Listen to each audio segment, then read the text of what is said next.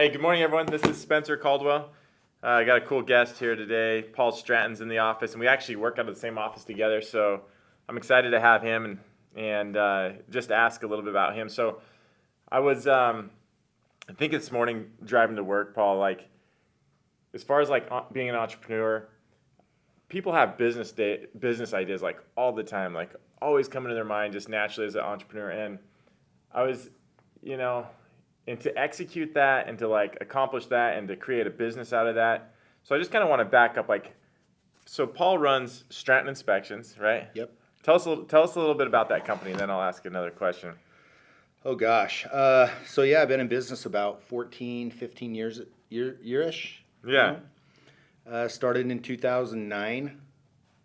Hard time to start. Yeah. Went through divorce at that time too, so I really didn't have nothing to lose. What were you doing before that? But funny you ask. I started a landscape company in St. George, Utah. Okay. So did you just move from doing landscaping in St. George to Arizona around 2009? I was in electrical sales. I'm an electrician by trade, but I was doing electrical sales, and I just had a bright idea to start some landscaping business. Okay. And it took off. Oh, wow. That's cool.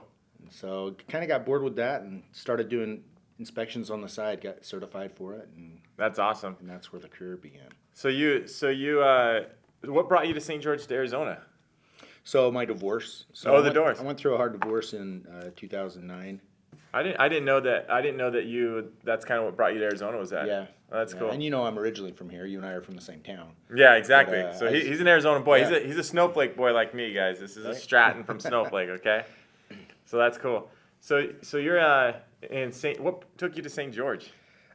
I wanted to start my own company. We were living in Snowflake at the time, and my wife at the time just did not like Snowflake, so we moved to St. George, closer to her family, and I started a business. Oh, that's cool. Moving. Is she from St. George? She's from Mesquite area, Nevada, okay. So we're an hour away. St. George. I personally love St. George. Do you like St. George? I love St. It's George. pretty cool. It is. I go there once a year doing this stupid half Ironman thing. I do one half Ironman every single year just to maintain a somewhat fitness level. And I've done a few different halves, and St. George is my favorite. The people, the venue, just the views. It's crazy. They have some of the best marathons there. Yeah, it's awesome. Yeah, it's cool. So moved to Arizona. So why an inspection company? What made you think of that? So I was already doing inspections in St. George. That was taken off. Oh, so you opened it in St. George? In St. George.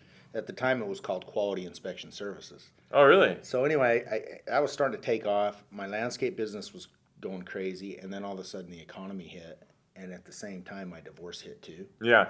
And so to be closer to family and have more family support, I decided to move back to Arizona. Oh, okay, cool. And then you changed it when you moved to Arizona, Stratton Inspection Services. Yep, changed it to Stratton Inspection Services. I was hoeing weeds for a property management company, Brewer Caldwell. Oh, actually, yeah. As Stratton Services, just as a side gig, because 2009 there was nothing. Yeah. I was lucky to get one inspection a month. Wow. And so can you believe that? It was just a hard time to grow a business. Yeah, that's the most horrible time. So you're just making ends meet and doing what you can, just hustling. Yeah. That's really cool. And so how did you get into inspections in St. George? So it's funny, my brother said, "Hey, Paul, with your construction background and everything, you should try inspections." I'm like, "What's a home inspection? I didn't even know what a home inspection was." Yeah, I didn't know what property management was, and now I'm in the business. I couldn't even understand it in high school. What is that? What's that? So I looked into it a little bit just because I kind of wanted a side gig, and found a school in Vegas and went to that school. And in Utah, you don't have to really be certified, which is crazy.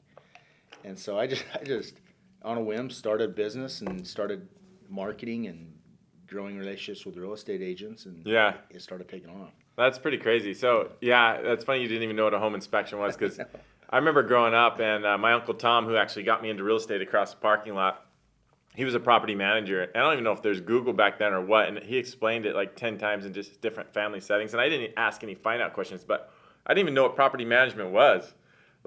So it's kind of funny, these just weird real estate terms that people are ultra successful in doing. It's that's pretty amazing. So here we are, started in 2009, 15 years ago, and you're still doing inspections. And the market's a little bit better now than when you started, right? Oh yeah, it's a lot better. That's cool. If you're a realtor in Arizona and you're listening to this, most likely you've had an inspection done by Stratton.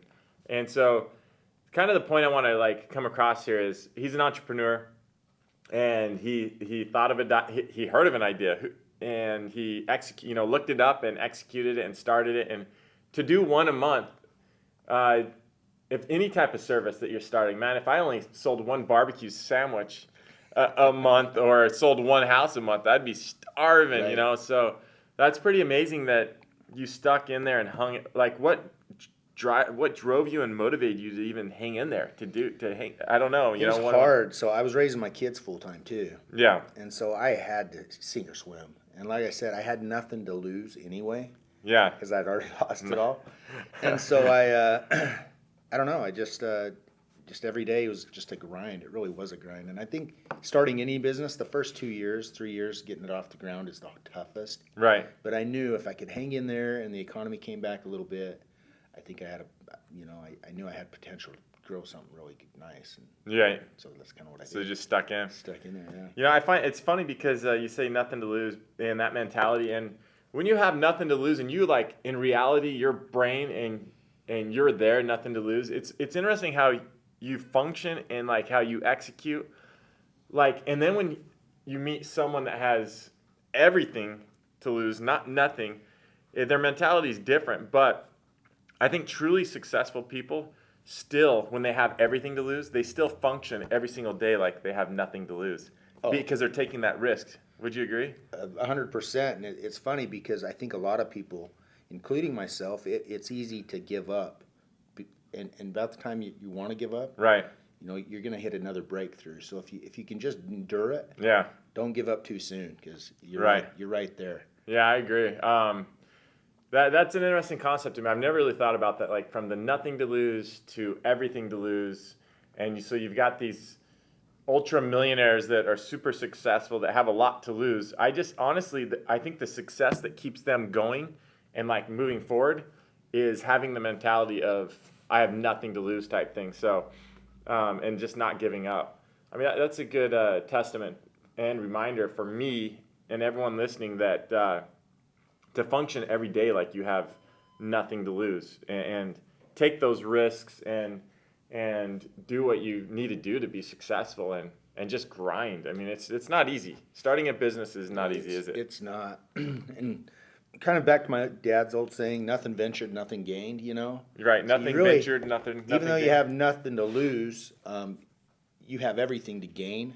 Yeah. If you can just endure the hardships with Right. initially starting a business. Yeah, exactly. What prevented you from just did you go to college at all? A couple of semesters. Couple semesters? Yeah. Why wasn't that in your DNA? Like to go to college and like get one of these I am not I can't just sit down and read. I have a hard time studying. Yeah. So I'm a hands-on type of person.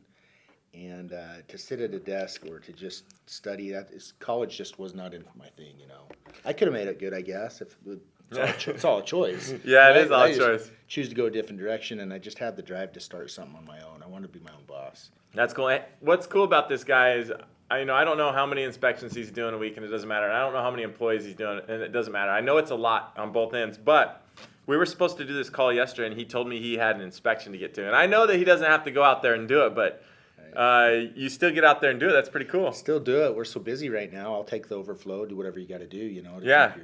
to keep your clients happy. Right. And so when we're overfilled, I go out and do them. Well, that's cool. This guy, another story a couple weeks ago, he was like driving 3 hours away to do an inspection somewhere in Arizona. So I think that's cool. And so I've always told everyone, like, I don't get it. Like, if you don't have a job, like, and it's been more than 2 weeks, it's your problem. It's no one else's problem. Like, Exactly. you never be too good to get a job at McDonald's and do dishes. Right. Like, don't be too good for anything, right? Absolutely. Yeah. Yeah, and that's, like you said, drive 3 hours. I mean, I'm just thankful I have work, Right. And so, because I've been on the other end where I didn't have anything. Right. I sure appreciate it when I can stay busy, and I just don't want to turn anything down, Yeah, exactly.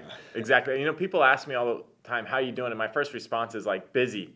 And sometimes like to me it's like that might seem like a complaint that I'm busy. So, and it's not, but I've thought about that. Is you're just thankful to be busy and thankful to have a job, and getting back to like the dishwasher mentality. Don't ever be too good for any type of work. Like I said, like if you don't have a job, go become a dishwasher at a restaurant. So some of the most successful millionaires in the Chick-fil-A industry, Right. they were just kids at 15 years old that started working at Chick-fil-A, but that now run their own store. You know, it's pretty cool, and they would never even have that idea, but they just started at the bottom and kind of worked themselves up. So, you mentioned electrician by trade. Tell us a little bit about that. So my dad was an electrician. Most of my brothers are electricians. So Yeah. it's just kind of in our family. Yeah. You know? So that's kind of what I did. And then I got into electrical sales. I was a sales rep for a company for, 10 years.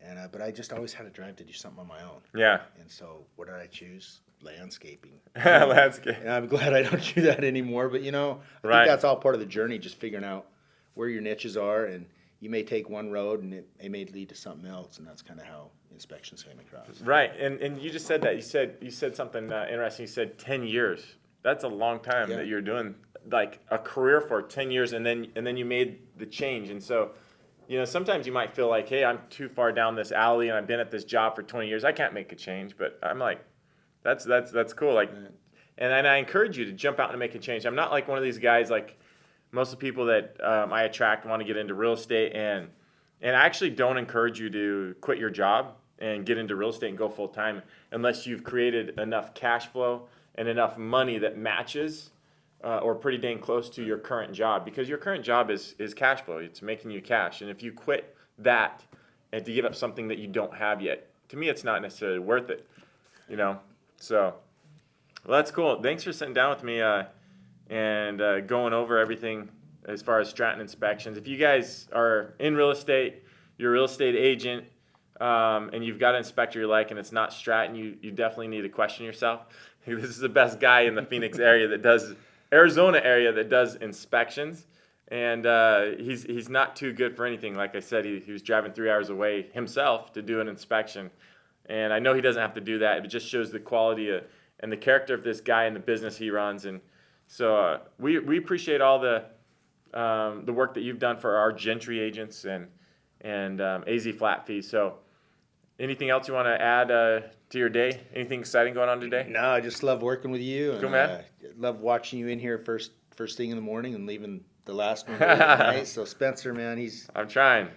he's a good influence. I'm trying. That's cool. Well, thanks, guys. Hey, go out there, make it a great day. Thanks for tuning in today. Take care. Have a good day.